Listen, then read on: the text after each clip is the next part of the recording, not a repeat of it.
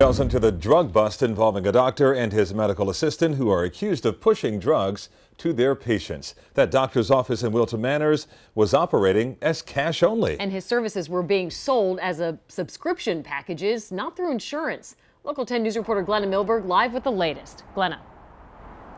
We've learned a lot today. Janine, Calvin, the office now closed, and as of the federal court hearing this morning, this doctor and his medical assistant are both formally charged with what is essentially drug dealing, methamphetamines and painkillers to the patients. And we also learned today that this doctor was sanctioned in the past for having sex with a patient.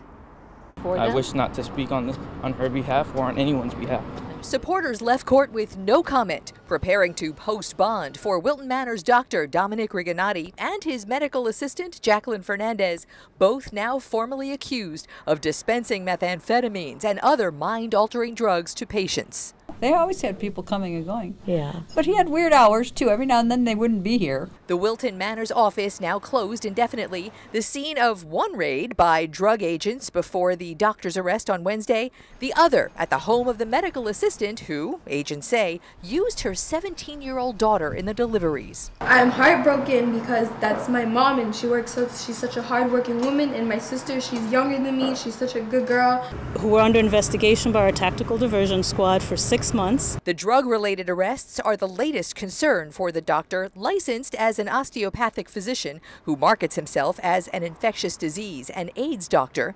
State medical records document an inappropriate relationship with a patient in 2010 that included sexually explicit communications and oral sex. Rigonati was fined and served a year on probation.